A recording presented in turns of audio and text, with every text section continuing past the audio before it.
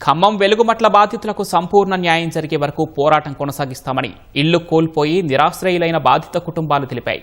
రాజ్యాంగ నియమావళికి విరుద్ధంగా అధికారులు అత్యంత కర్కశంగా ప్రవర్తించి తమ జీవితాలను చిన్నాభిన్నం చేశారని ఆక్షేపించారు. రోడ్లు, డ్రైనేజీ, విద్యుత్, తాగునీరు వంటి కనీస మౌలిక సదుపాయాలు లేని వెలుగుమట్లలో తాము పైసా కూడబెట్టుకుని ఇళ్లు కట్టుకుంటే క్షణాల్లో తమ కలలు, ఆశలు నేలమట్టం చేశారని ఆవేదన వ్యక్తం చేశారు. ఒక క్షణం కూడా పట్టదు సార్. మేము దాడి చేయొచ్చు, మీరు మనుషులే, కానీ మీకున్న ఒక యూనిఫామ్ ని గౌరవించి మేము ఇప్పటి వరకు మీ మీద చేతులు చేసుకోవడం గానీ, ఇంకా మీ మీద తిరుగుబాటు చేయడం గానీ, ఎటువంటి మేము పబ్లిక్ ప్రాపర్టీ డ్యామేజ్ కూడా చేయొచ్చు. అన్నిటికీ తెగించే ఉన్నాం సార్. మేము ఉద్యమం లేపగలం, మేము పోరాటం చేయగలం సార్.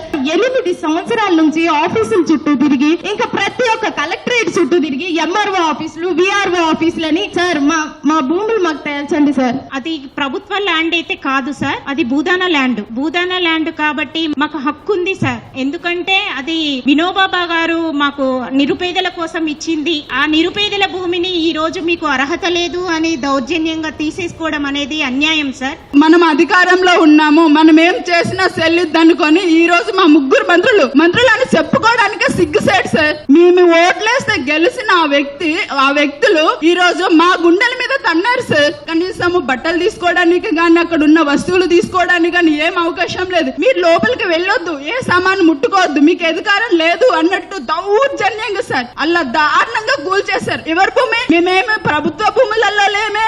ఏదైతే భూదాన భూమిలో పట్టాలు ఇచ్చారో, ప్రొసీడింగ్స్ ఇచ్చారో, అదే ఇల్లు కూలగొట్టారో, అక్కడ ఇల్లు నిర్మించి అక్కడే వాళ్ళకి ఇల్లు నిర్మించాలని మేము డిమాండ్ చేస్తున్నాం. 10 రోజుల నుంచి ఒక్క రోజు కూడా ప్రభుత్వం భోజనం పెట్టాల, ఒక్క రోజు కూడా అధికారులు వచ్చి సందర్శించాల.